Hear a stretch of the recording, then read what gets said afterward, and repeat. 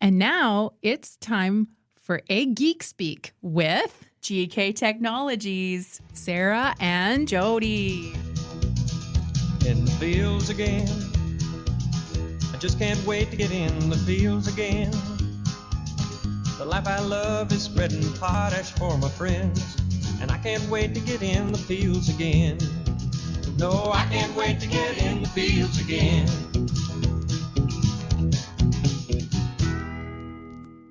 Welcome back to Ag Geek Speak. We are very excited. We are going to have a conversation with Matt Krueger today, who farms by East Grand Forks. And he's been a long-time ADMS user, software user. As a company, we've known Matt for a long time. So very happy to have you back. If you missed it, I highly recommend going back and checking out the episode on the Valley Corn Maze. The women in his family own a business, the Valley Corn Maze. And this year, 2025, they made the world's largest corn maze. So go check out that podcast. But today, we're going to talk about something else. Matt loves technology and agriculture. And one of the things that he has been dabbling with is autonomous tractors. So, Matt, what can you tell us about your autonomous tractor experience so far? How's that for a broad-based, open-ended question? Where do you even start? How did you get going with an autonomous tractor? Yeah, so we added this spring. It was on our tillage tractor for field cultivating, which we use to incorporate our fertilizer that's spring applied into the ground. And we, I guess going back, we're a John Deere farm.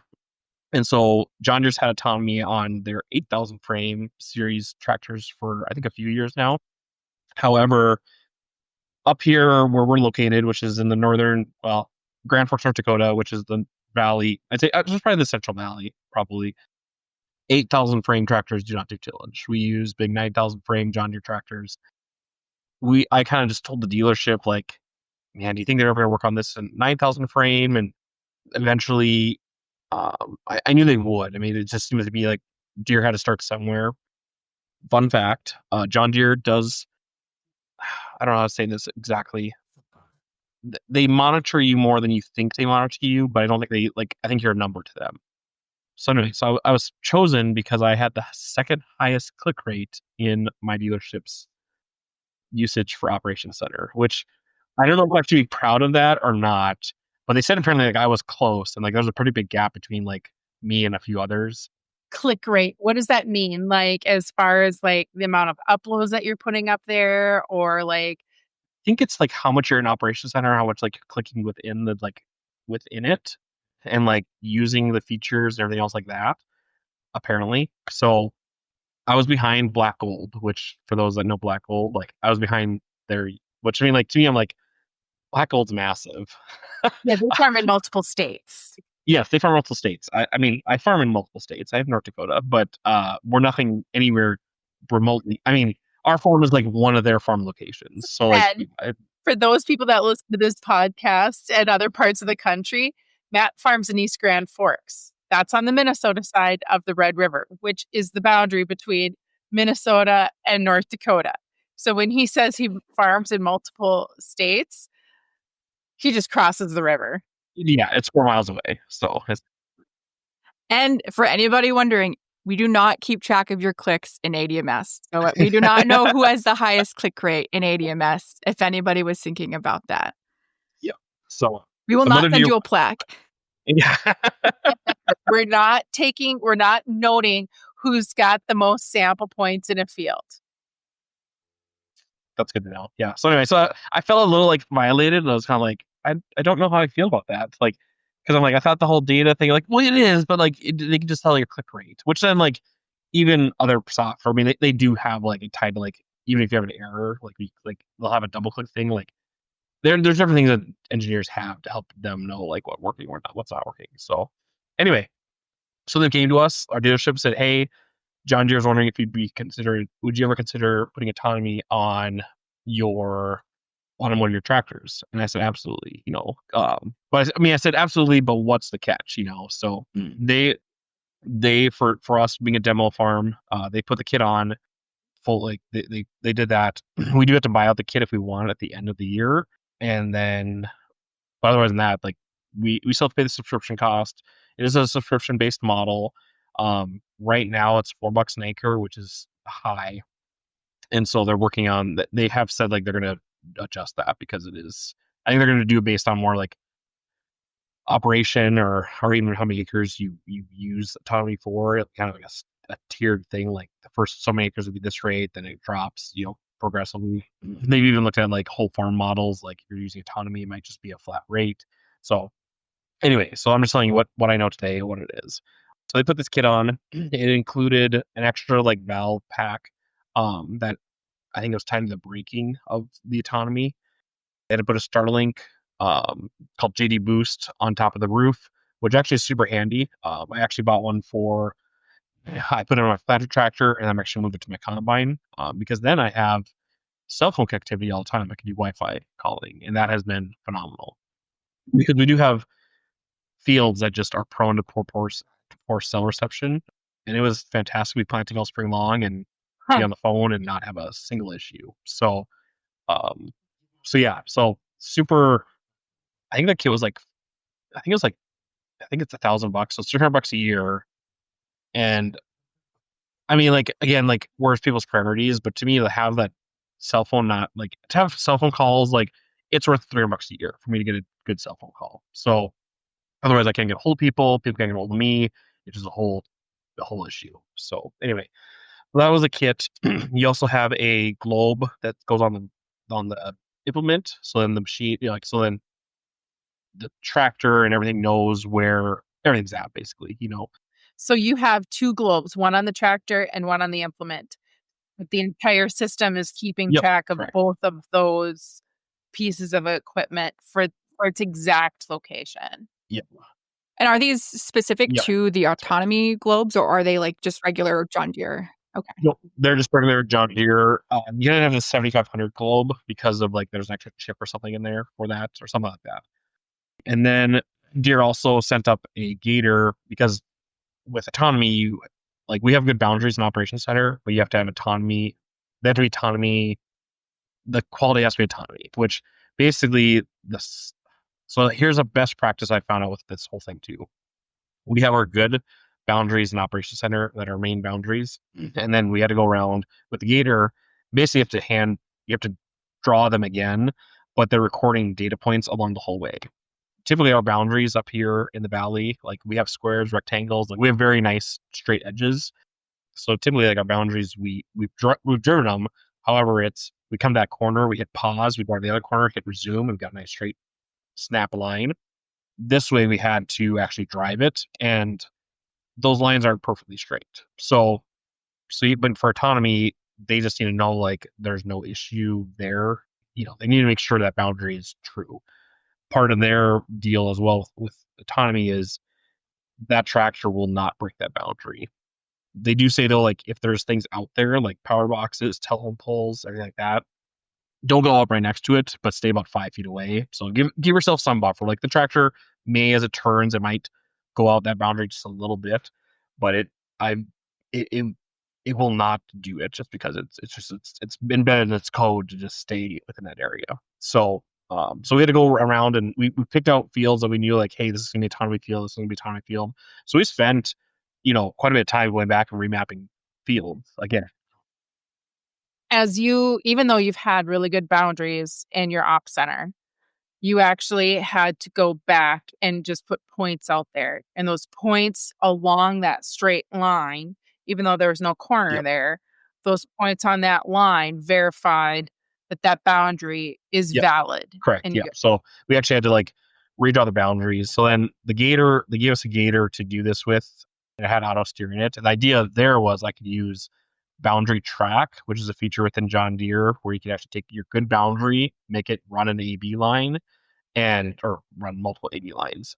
And so like it was close, but again, a gator, soft spring, it's going to weave a little bit as well. And so first field, we just kind of like ran that as a new boundary, but you could see the machine on that headland running kind of these little, like it would it would pick up on that gator kind of weaving a little bit. So what we've just basically kind of done is the only machine that runs the autonomy boundary is the autonomy tractor. Everyone else runs off the main boundary. So just again, one of the like things that I think best practice to use, like you'll just have multiple boundaries in your operations center for autonomy, and that's not a big deal. We also had some issues with like you're supposed to maintain like a 80% accuracy level with the RTK, SFRT, and it has to be done with SFRTK as well. It treat With what kind of SR? With SFRTK, which is John Deere's quote RTK. Because they say it's RTK, but we all know in the ditching world, like Paul Kelly would be like, it's an RTK. So like, and people will probably ditch with SFRTK. That don't do it. So yeah, I'm like, just don't do it. I don't want to be more politically incorrect, but no, we'll just let it be like that. So anyway, don't do it. John Deere will say you can. Do not do that. You mean ditch off of it? Ditch off of it. Yeah. So even people, that's a whole tangent. That's another tangent. For another podcast. Yeah, we're not gonna go there. So anyway, so we had a SFRTK, all the boundaries again, and you can also choose. Like, you can also, like, say you didn't do it with the gator, and say that you pull into a field that you plan to run autonomy. You could run that tractor with the tillage implement and just run the border really quick and like get the boundary done so that it has it. But it has to have a boundary to know like where to be. And so yeah, we started it. I put it, and I've said this in other interviews, and other people have asked me about it.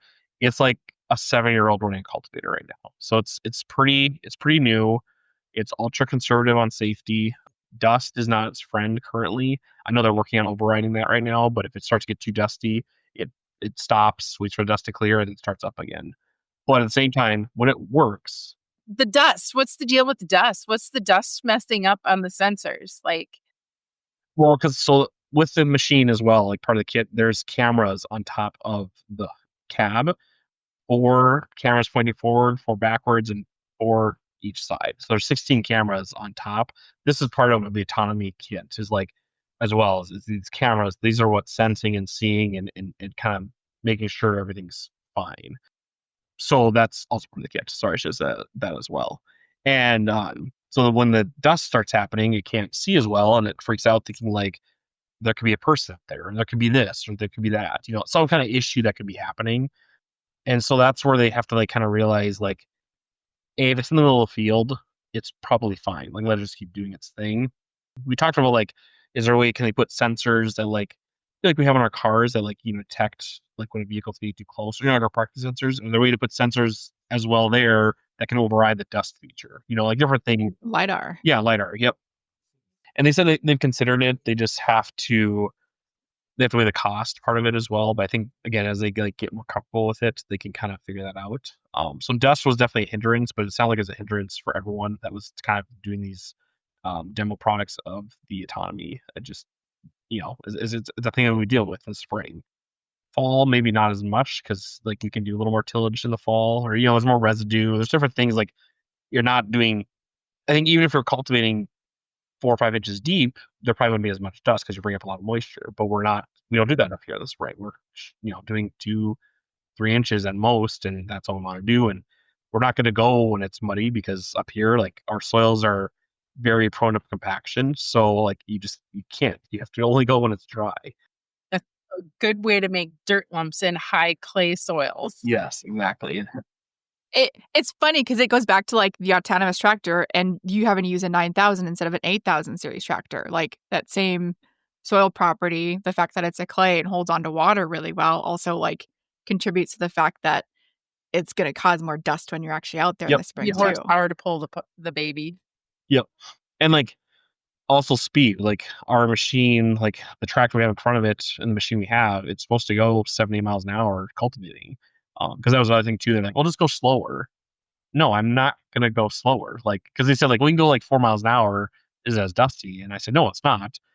But, that was part of the deal with Deere, is like, we provide feedback, and they'd also provide, try to help guidance. And because early on, like, hey, you guys aren't using it as much as we want to. And I'm like, I can't. It wants to go slow. It has to go the same speed as a manned person in there, and be able to do these things. So they're working, I know, a lot over the summer to get ready for the fall. Our plan is to have it on our VT this fall, and we'll see how that goes with the Vertical autonomy. tillage, you mean? Yep, a vertical tillage. Okay. What can I ask? What are you guys using for your vertical tillage tool? We use a 2660 BT, so it's a adjustable angled disc, but it's not a high speed deep disc. I'm kind of Okay. How anti things. fast do you normally pull that? You can only go about 9 miles an hour because otherwise you go any faster, it starts bouncing basically. Yep. So, but yeah, this does more of like sizing up materials. It doesn't really bring up a whole lot of dirt, which I like for just like keeping the cover on the ground so you're not blowing in the winter. So we have a 2660 John Deere VT. The autonomy right now, you have to have a John Deere tractor with a John Deere implement because they're also like utilizing John Deere has a thing called AccuDepth, and so it's all the programmable depths and adjustments of angles of pressures. So again, it's their way to like monitor that what's going on there with the tillage implement on top of the GPS as well. Is there any sort of like control that you're doing, based on what the sensors are doing on the tillage depth? Like, are you getting like as applied maps of like, hey, we had to apply more down pressure in certain areas because it was we couldn't get the depth of tillage? Like, Yeah. tell me more about that. And like, do you have any plans to use that data? Yep. So yeah, so it does provide as applied actual like here's what the depth actually was as you did it. What it allows you to do too is like remotely adjust things. Like I mean, I was able to get out and be like, hey, you know what? I actually want to go a little bit deeper, so I drop it down to a quarter inch, or hey, I want the rolling baskets to be a little more pressure, a little less pressure. So all that's done remotely from the phone, basically. And setting it up the first time too, like the crazy thing was like you put the machine in park, you hit start, you turn the key off, and it also runs. You get out of the cab, you got to be about 800, you got to be about 1,000 feet away, because then again, it'll see you, and then it'll come up on your phone, and it'll just be a little swipe where you go, you want to start autonomy? You just go swipe it, like, paying something. Yep, and then all of a sudden it beeps at you, the tractor beeps, and the flashers go on. The flashers are running the whole time, and and then it starts in. So it uses AutoPath, which is John Deere's big thing. There's some works there that they need to work on as well with it. And it just What is AutoPath? AutoPath is John Deere's like path generation for a whole field. So it'll generate the paths for your headland and then for whatever angle you want as well. It's super cool for like maximizing like not having overlap and stuff. I'm using it now combining wheat right now. I just pull into the field, I hit my header width, it does all my pathways, so it knows, hey, I want 2 pathways on the headland, and it strikes me out right where I need to be versus being like, oh, I'm just gonna randomly do an AB line, just start taking off, and then all of a sudden you get to the end of the field and oh gosh, I got 4-foot skip, or I've got like, I mean, it maximizes your pathways on a field. So same thing for tillage, it does the same thing. Okay, so little side note, little off the topic, but not really. So as we're talking about, using that during weed harvest, right? One of the keys to getting good yield data coming in is making sure that you're always taking full header widths. When we clean yield data, a lot of times that 4-foot swath that gets left over because you couldn't figure out where to strike out, that's a swath that we actually have to clean and delete that data out. So this is a really nice way to also help make sure that we've got good yield data coming in. Absolutely. Some people don't care about, but I do. That's a really great point. And that's, I think, like with autonomy too, like, I need to ask you too about like what you see as the benefits of this. But I think one of these things, we've had previous conversations about artificial intelligence, but the data collection is going to be better too, so that over time we can keep feeding these models, better data, because these auto-generated maps and like the data collection process, when it's autonomized, you can get better data. Okay, I'll get off my soapbox. Yep. Well, I mean, but I think I have a little fun thing to tie into that, like the as applied data. So like I was pulling satellite imagery, running it in ADMS for, I can't remember what I was running it for. I was curious on like how one of the fields looking. All of a sudden, it was a shot where I could see one of my other fields just to the north of it, and also I saw, why is there this like little area that seems to be behind?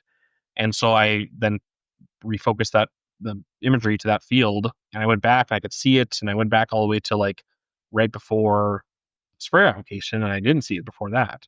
So then I went to my as applied data and my sprayer, and I pulled it up, and the tank mix or the rate was all the same and everything was fine. But I looked at the tank mix, and what it does in John Deere is like see a whole different product in or out of there. And I think he ran out of a product or something happened. I'm not sure why, but he pulled the fungicide on this like last little 20-acre spot. So to me, I'm guessing he just ran out and it was late. I knew storm was coming. Like I could look at the date and everything. And sure enough, I can see that correlation of that area that missed that application of herbicide is the same area that is in my NDVI imagery right now. So I'm interested to see as we get to harvest, is there a correlation there as well with yield? So a fun little thing.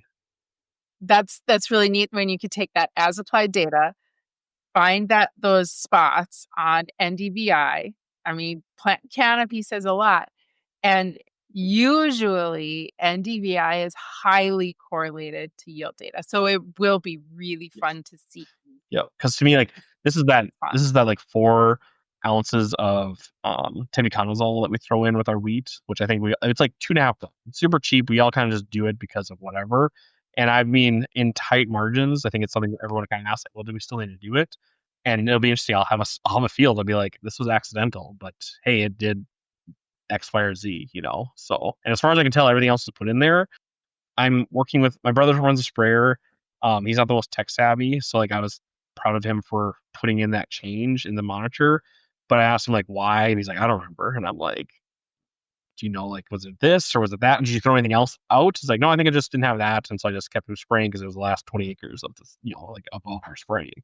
So anyway, beside the point. I mean, like, but again, it goes back to like you have to put the good data in. And even an operation center, like I've considered, this is like totally random, but like I really like operation center. I kind of geek out on it.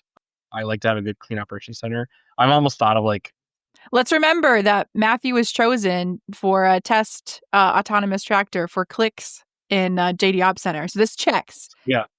I kind of geek out on projects. Like, I mean, like to me, like if farms want to hire, I don't know if there's a service out there where like, if I could help people with their operation center, like make it more unified, I think they'd use it more often. Like it helped them.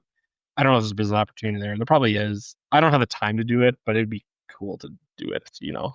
You could set up a booth at the corn maze. Bring me your operation center. I will fix it for you. But you go do the 20 miles of corn maze, and I'll fix your JD Op Center while you're in exactly. there.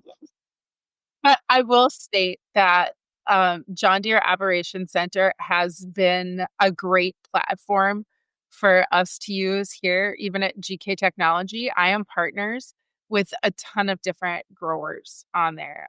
I send a lot of prescriptions and upload prescriptions to John Deere Operation Center and send it directly out to tractors.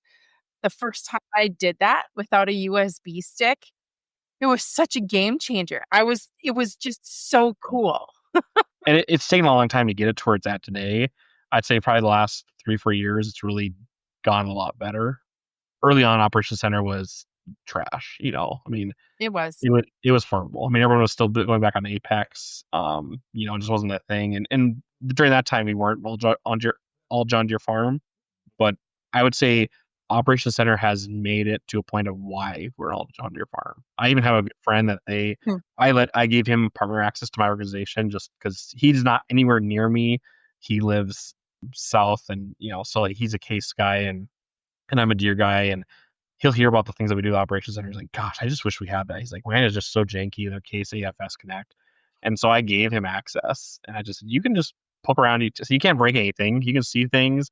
And he was just blown away. And, you know, same thing, like sending out files, and like even the spray, or we're spraying fungicide on our dry edible beans, and we had some heavy rain, so there's drowned out areas. I made a VR map out of NDVI in ADMS and sent that out to the sprayer just with a few clicks. I mean, it was just super simple, easy to do, you know, a few mod areas on some headlands. And I mean, yeah, like I said, ADMS, little plug, I mean, they do have an app for that. And then I've been a user since, I think, 4.95. And like, there's still things, I'm sure Kelly and Sarah does the same thing. Like, there's certain things that like I click and I'm like, oh gosh, I'm going to break it. Like, I know it's going to crash. And now like ADMS is so solid. Like, I like double clicking things you would never double click, and now like I'll see Kelly on videos and I just double click and I'm like, oh gosh, like don't do that. Like, okay, it's fine, Well, and it is interesting because so often when we do really cool things in ADMS. I mean, I make the argument that we are probably the most powerful software on the market today for actually being able to work with agricultural data. As far as like, if you can possibly imagine a variable rate scenario of any kind, we can make it happen. But once we actually make that happen in our software, we actually have to export it out to other platforms. And we can, and we do, and we go to all platforms. We can still actually export out to really old fertilizer spreaders that farmers have picked up that still have floppy disks. Yes, we've been around that long, and yes, we can still do that. But it sure is nice when just with like a couple clicks, I know that the prescription that I've written has gone right to the tractor through a system like John Deere Operations Center. And I just know it's there and I know it's working. So it really is nice to use, what we can do so powerfully in our software and just have it go seamlessly where it needs to go. And then I can actually go back and validate how it was applied to and how it actually turned out. So that's really. I will say like one thing like on the Operations Center, not that this is Operations Center talk, even like with our corn maze planting, I went back, looked at the as applied map, and I was a little apprehensive because it wasn't quite as crisp as I'd like. And I was kind of like, oh man. And I've seen this in other applications too. You kind of look at like what the heck happened there, and then you go out into the field and it's fine, actually better than fine. But I would say Operations Center isn't like the as applied data it's good. It's not excellent. It's not going to be perfect, but at least gives you a picture of like what could have happened, So, but back to autonomy now. Yeah. So I mean, I like I said, I reference it to like an 8-year-old because things with like AutoPath, it will jump lines. And that's just part of like so it doesn't steer sharp or it's super dusty and wants to stop. Even like if you're going next to a road and the vehicle's on the road, it'll freak out because oh my gosh, there's something that it saw. It is. And so on an alert, actually what happened is it will do the first alert that it sends down to a team of John Deere that apparently they're watching these machines and they just override it like, oh, it's a bird flew in it, it's fine, keep going. If it receives an alert twice, then it pings on my phone and says, hey, the tractor stopped, and I get 4 minutes to respond, like, do I want it to stop? Do I want to go around the object?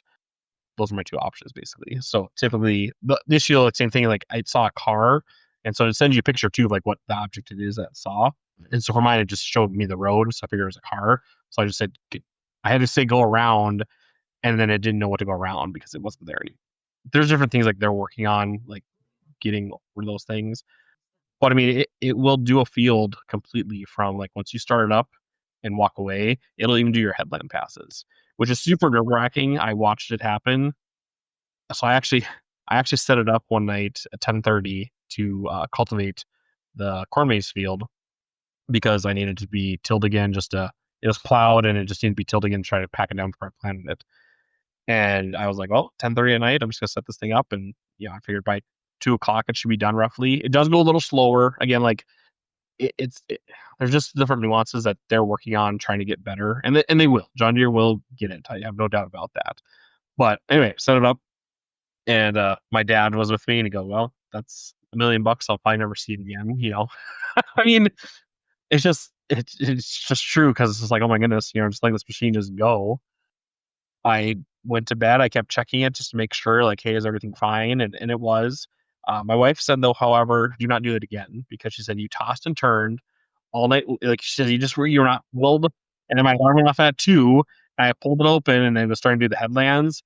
And it had done something really weird. And I just decided, you know what?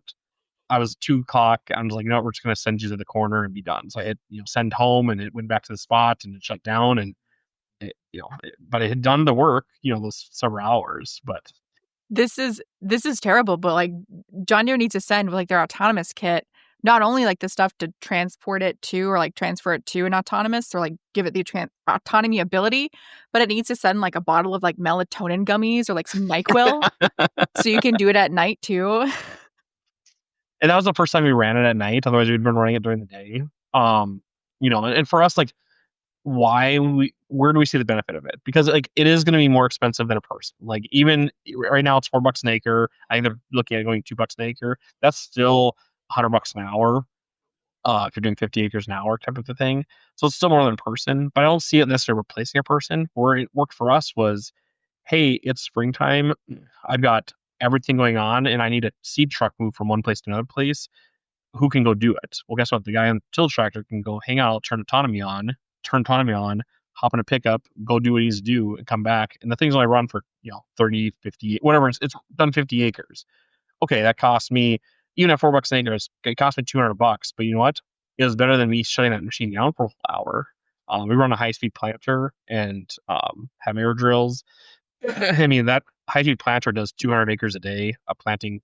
No, sorry, 500 acres a day. I mean, and so that tillage cannot stop. Like the tillage cannot stop. Like it just can't. So for that reason, like that's where I see autonomy being a key part for at least our operation. I don't see it necessarily replacing someone. I just see it taking the place of, hey, my dad's on there now, but hey, dad, something broke. Can you go help so and so with whatever? Absolutely.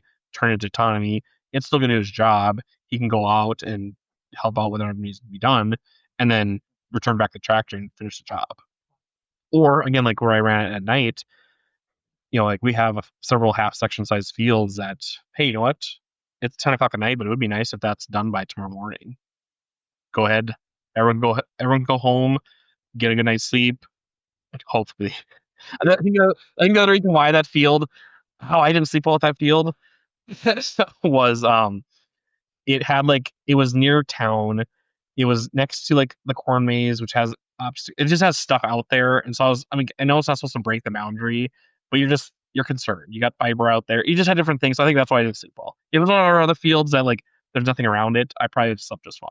So anyway, that's where I see the benefit of autonomy on our own operation. Some operations, they see it as truly replacing someone because, hey, it's someone I have to worry about hiring. And that could be the case too. Like even the BT in the fall, at least I'm getting some tillage done, even for me, like it's not being done maybe perfectly, but if it can at least be getting done.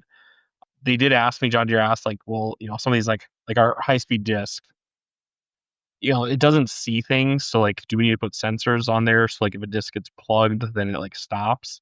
I told him, no, if you put more sensors on tillage, it just sounds like a horrible idea. I can remote in, like I can see. And sensor farmers. Yeah, exactly. Yeah, exactly. I can see on the Operation Center app, and everything's done through the Operation Center app. It's not anything special, but I can see on there, like I can see the cameras, so I can look at it and watch. Cool. We did have a field this spring that had sunflower stalks in it, and it was kind of plugging up. And so when I was running it, and I had to run for autonomy for a little bit, and so I kept checking in to make sure, like, is it plugging up or is it fine? But generally, I got it set in a way that I knew like it was no longer playing up with me being in the seat. It wasn't maybe the most ideal. I think my drag teeth I had to set back a little bit differently, but at least I knew then like, hey, if it's going into autonomy, I'm gonna be okay. Like it's not gonna have this heaping mound of sunflower stalks, getting pushed throughout the spring. So that's kind of, that's kind of the point there. For us, it was kind of a no cost. Like it wasn't gonna hinder us in operation wise, because we could also just run it like normal. Like it wasn't like putting an autonomy kit on a tractor doesn't change the tractor. It just gives that option to run autonomy if you want to. So you can, like you say, at this point, you're still kind of having a person on there. And then if that person needs to get pulled away to go and do something else, you can flip that on and away you go. Yep, absolutely. Yeah. So it's not like it's not like you're taking the cab off of the thing to, you still have to move it from field to field. You still have to set it up. It's just kind of, it's 3-4 hours potentially per field that, hey, maybe those 3 hours, someone could be doing something else, that. So when you think about applications where autonomy can fit, I mean, obviously this right now is in tillage, right? And it's interesting when we think about tillage because there's still some things to think about. The depth, of the tillage? Is anything bunching? Just kind of like you talked about. And obviously you're making it work with tillage, but what's the next operation that should become autonomous? Is it spraying? Is it planting? Is it combining? Yeah. And John Deere has made it public that they plan on being full autonomy by 2030. Like everything from tillage to harvest will be fully autonomous. I think that's a bit aggressive because that's only 5 more years. I think they asked me, John Deere asked me the same thing, like my opinion about it. I told him I think spraying to me makes the most sense with like all the cameras and everything they have going on with spraying. I can see that being the next thing because generally, I mean, yeah, especially when you got like AutoPath lines from your planter and everything else like that. I just see that kind of being the next step. I could also see like seeding, the air seeders being the next thing. Planters, maybe, but man, like I run a planter in spring. Those things, even I get nervous about that. yeah, like I don't see. Where I see it being a thing too with like the planter, saying the tillage. Maybe it's running for a round. Maybe you can get out and kind of like observe things, make some changes on your phone, and be like, all right, let it go by me again and double check. And okay, yep, looks good. But I don't think I could ever let the planter just go because all of a sudden, like, say a row starts, low population, it's gonna stop, and like, what are you gonna do? Like, well, I'd have to climb out, check what's going on. Typically, it's just the hose, the seed got hung up somewhere, so it's not that big of a thing. But there's no person to do that. Even the autonomy tractor, we had it where it would stop out for some, I can't remember, unknown reason. And then I ended up having to drive my pickup all the way in the middle of the field, park it off the side and keep tilling, which is fine. But then also now I've got to go back and pick up a pickup, kind of thing. So planting, I don't see that one. And that one I just see as a harder thing. But even sprayer, like, I mean, again, if you're wrapping the field, maybe it's fine. But I mean, that first pass around, typically, like the guys right now are out spraying a field, and the wind's against them. I know that first pass is going to go. We go low and slow. You can lower your pressure, lower your boom, just go slow, so you don't have any drift issues. The sprayer's not going to know that. It's going to do auto boom height, whatever pressure you want, the way you go, and your speed. So that's where I see spraying. And like harvest autonomy, if the dust issue is the thing with like planting or like tillage, it's never gonna be able to do harvest. Like the dust on the combine and harvest is madness. Right. And I don't know. I'm thinking about like a planter. When we first, okay, go back in the old days when you actually had to drive straight. That's what you focused on doing, was driving straight. Looked at, and that's what you did. But once we finally got auto steer, it allowed you to basically turn around backwards, look at your planter, and look at all of your monitors. That's when we became curious about, really focused on that seed singulation, the seed depth, the down pressure, and all of those things. Adjustable row cleaners became a thing where people can, watch that and adjust the row cleaners for higher residue areas. So how do we get the autonomy to do those things? More expensive sensors. Yeah. And which again, oh, look, I've got a sensor that doesn't work. That makes every farmer out there happy. Not. Just kidding. That's a joke. And I wonder too, I feel like I'm thinking back to like conversations like from 10 years ago, like where economists were thinking, how can we make machinery more efficient? And it's like, okay, running at night and then just running all the time, right? Like if you've got a fixed asset or like a large capital asset that is your very expensive tractor, you're going to get the most out of it by using it all the time.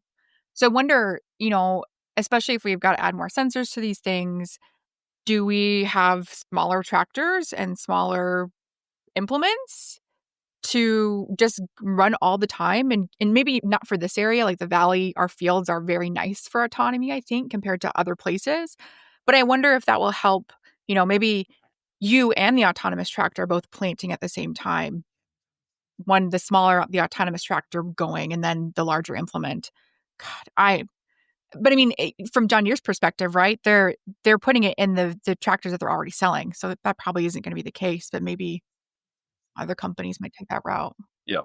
Well, and like, you could like planting, there's now sensors that with cameras evaluating your seed trench, so it gives you that feedback. So like, I can see planting being the next thing, row crop planting. I just feel like air seeding just kind of easier. It's not quite as precise as like corn planting or sugar planting. Like it's not quite as, it's still an important thing, but it's like a glorified tillage toolbar. And hopefully I'm not offending any of the people that run air seeders everywhere. Like it is. It's a Well, you just do not control the same down pressure situation. The seed placement just isn't as exact, and you're not monitoring that stuff to the same extent that you are in a planter. That's just the fact of the matter. That's just a difference between air seeders and planters. Yep, exactly. That's how that works. That's kind of where I just see it. Like that's where I see the possible next things, like the air seeders or sprayers. Planters, I just feel like that's going to be a bit.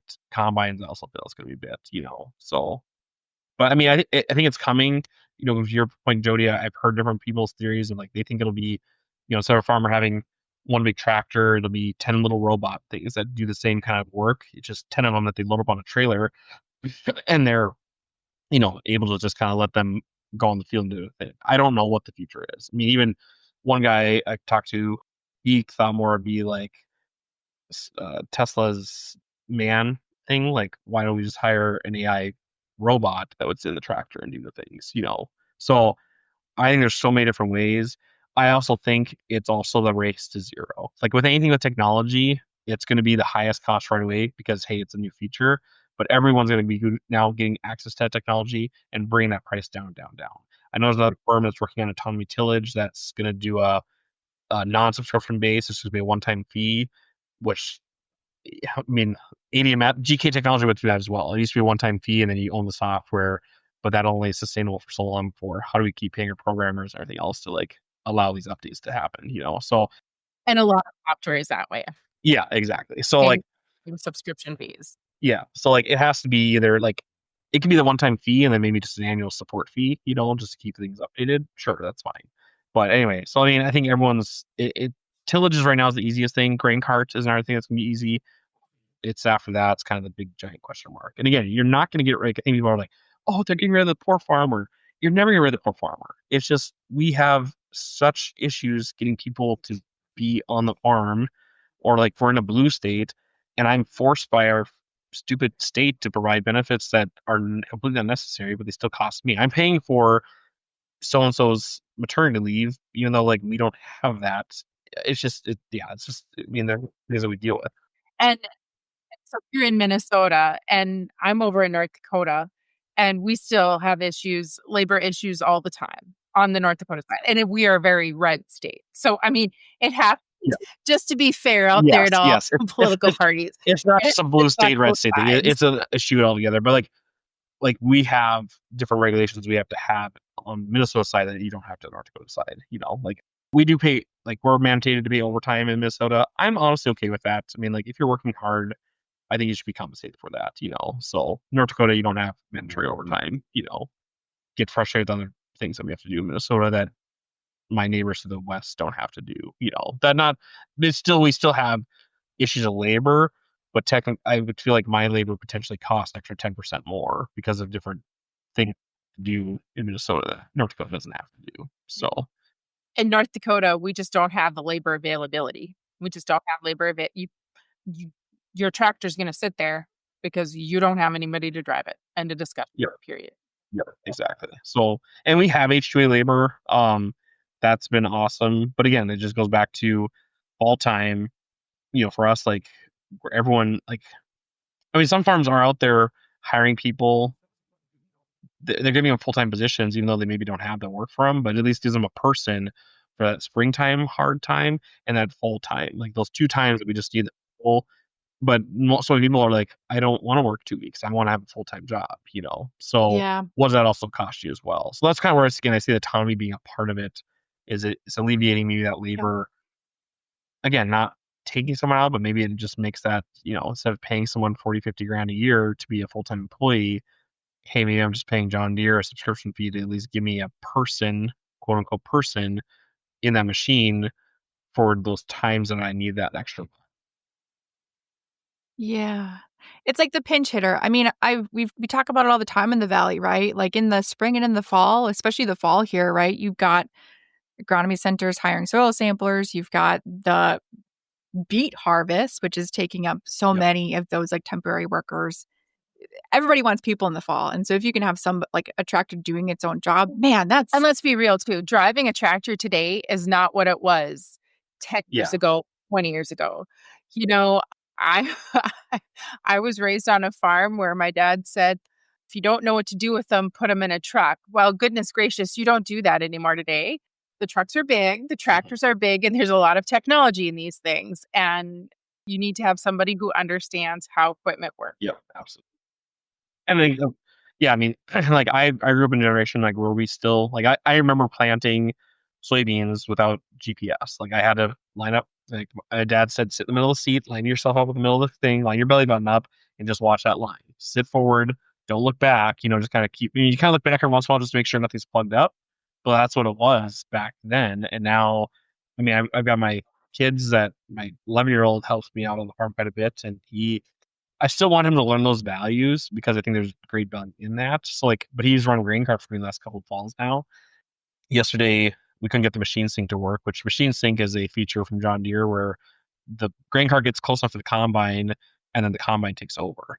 And so for him, it wasn't working right away. And I said, you know what, just run old school and it's good for you to learn. And he did great. He doesn't like it, but at least he still knows that value, because even in tillage, I've had guys where like, oh, the GPS doesn't work. And I'm like, well, then keep tilling. I love that. I still say that all the time. The auto steer quit. What do I do? Okay, grab the wheel. Keep going. Yeah. But fun little like side deal there. The solar flares last spring we had. Mm-hmm. May 10th, 2024. Yeah. Like the theory was there, like, oh, the GPS doesn't work. Just keep going. I couldn't. My planter, I could not, because my planter needed to know where it was at. It uses GPS speed to know the speed. Like I had some, I waited 3 days, and then I finally went land like the day it was kind of calmish. I almost got one field done, and then it like freaked itself out, and I'm like, all right, I'm done. I can't finish this field. But I mean, there was a point where like we couldn't, and I love my mom, but she wears sometimes a tinfoil hat, and she quickly was like, the next time we order a planter, you need to put markers on it, and we need to have it ground driven so we can still keep planting. And I'm like, Mom, it's not that. No. The correlation, okay, I'm going to put my tinfoil hat on a little bit here too. The correlation of that event, you've gone to your launching SFRTK, there's a very high R squared value right there. So it's fine. Do you think you knew about the solar flares? There are forecasts out there about them. Like you can. Yeah, we're in a peak cycle right now. They cycle every 9 to 11 years, and we're in a peak cycle right now. Stating like it just seemed very coincidental that John Deere had this magic SFRDK that, I mean, it still wasn't great, but it worked better than mobile like base stations, or even like just regular. I mean, just whatever, just it's fine, but just it was very high coincidence there. So would you order another planter with markers on it then? No, the planter came with no markers, so it does not have markers. You don't need markers. It's fine. Because I told Mom, like, the planter, I said, Mom, it's not that I can't steer. I just like the point where I stopped is the planter went in front of my tractor and then went back behind again. She's like, yeah. I said, no, it's hard to describe. I said, literally, like on my screen, the planter just went whoop to the front and whoop to the back, and the thing went turned on and off, and had a heart attack. I'm just like, I just said I had to stop, and yeah, so you go to ground. Man, I haven't had a ground drive planter since. Holy moly. My dad and uncle, I think they were one of the first ones that I hydraulic driven planter, and that was like 98. So I mean, like it's been 30 years almost of non ground drive. We just sold our ground drive drill, but you know what? We have a ground drive air drill now, or air seeder. So yeah. Yay! So yeah, we had that happen too this spring with a sensor went out for our air seeder, and then Mom, same thing. What's wrong? I said, well, we lost the sensor. Just be ground drive, then we keep going. I'm like, oh god, love you dearly, but you know what? Things just happen. It's a $50 part. John Deere had one. I went and got it. We're up and going. So this is so funny because it reminds me, this technology. Every generation is like this, right? We're all, as human beings, no being is like good at handling change, right? And like now we're in the era where we're moving from like the horse and buggy to the Model T. or we're moving from like ground drive to GPS, driven and Now we're using AI. human driven to autonomous, Yep. right?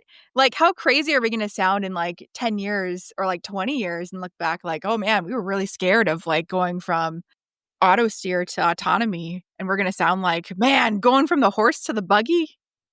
I mean, I think there was a rumor, or I think I saw Jason post it, Jason Hansen, like when chemical first came out, they thought, oh, agronomists are all like, we're not gonna have jobs anymore. Like what Roundup. Roundup, the Roundup Ready era. When that happened, they all said that agronomists were going to be there. There's no use for agronomists anymore. I mean, I used the same What? kind of a thing. Still need us. Yeah. I mean, you're still gonna need all those people, and even like AI. It's a funny thing too. Going back to my mom. I'm gonna have to tell my mom to listen to this podcast because she'll be like, oh my gosh, But like, mom, I wasn't early on ChatGPT, but I definitely like it helped things. So again, like I'm not an expert in many things. Like there's a few things I'll pride myself in, like I know this really well, but there's other things like writing macros in Excel. Like I like to write macros in Excel, but it is a horrible thing to do. And like, but I could have ChatGPT write a macro for me with what I wanted to do, and it saved me hours. I mean, I could do it, but it's not a thing I need to really learn or master. I say if you're something like in a field of something, you do need to learn to master it properly. Use AI to help you with it. But for me, I did not need to learn how to run macros. I know the basis of it, but let ChatGPT do it. And my mom was just anti ChatGPT and AI, and I'm like, wow, it like helps you with things. I mean, like it can meal plan, all this other stuff. All of a sudden here I found out only like 3-4 weeks ago, my mom's been like on this ChatGPT kick, and she's like in love with it. She's like, man, it helps you with this and does this and all of this. I'm like, Mom, how long have I been doing this? She's like, oh, I've been doing it for months, but I told all the siblings, do not tell Matthew because I made him start. Do not use ChatGPT. This is so bad. You need to do this. And I'm like, I mean, we used it. My wife and I used it when we went to Arizona. We said, hey, we have a week. We're down in Phoenix. Here's our age of our kids. Here's the things we like to do. I put in all the prompts. I said, plan out our week. Man, we didn't use it fully, but it helped us with a lot of different things. Even helped us meal plan. Like, hey, we're in an Airbnb. We've got the grocery store nearby. Here's all the things that are in it. I copy and pasted from the Airbnb listing. Give us a meal plan for the week. We're gonna eat out. We'll eat out once a day. Probably for dinner. Give it the prompts, and it gave us a whole meal plan. Again, not that it doesn't make you think, because you still need to go through it all and make sure, like, yep, this works. But like, I mean, AI is an incredible tool. I mean, again, it can be used in the wrong way where you kind of just turn your brain off. But I think if you're using it the right way, just to help aid you in what you're doing. And I know for like the autonomy, that is part of like the process too. Like you will learn as it's going along, like in terms of the dust thing, in terms of like, I think they're working on like field conditions. So people always say like, well, how's it going to see a wet spot? Well, here in the valley, you're not tilling if it's wet. We're not in West North Dakota where you do have sloughs and stuff, but typically those sloughs you'd map around. But again, like I don't know about those issues. For my farm or in our farm, this is what we have to deal with. I have square fields, they're flat. The only thing I could see is like if it hits a spot where some wheat residue or corn stalks kind of pushed up in one spot, I might plug up the cultivator. Like those things I'm concerned about. And I think John Deere is working on remedies for that as well, but for right now, it's a 7-year-old is kind of what I said. It will graduate to being a teenager or a young adult eventually, but right now it's a 7-year-old in its infancy. So I'm excited to see this fall some improvements that they've made. And it'll just be interesting to see like what that looks like, in terms of like dust or what other facets they're going to adjust to make it just work better for us. This has been so much fun to listen to your experience with this autonomous tractor. No, this has been fantastic. Thank you so much for your time, Matt. This has been such a great conversation. It's so fun to think about how things are going to go in the future with autonomy. I think we hear about autonomy in agriculture all the time, but we don't realize that it's actually real and that it exists today. And it's really fun to hear about how it's actually starting to fit in, because we are just at the forefront of this. So thank you so much for sharing your experiences with us today. It was just so much fun. Yeah. So thank you for having me on. I appreciate it. Absolutely. With that, at GK Technology, we have a map. And an app for that. And I can't wait to get in the fields again. No, I can't wait to get in the fields again.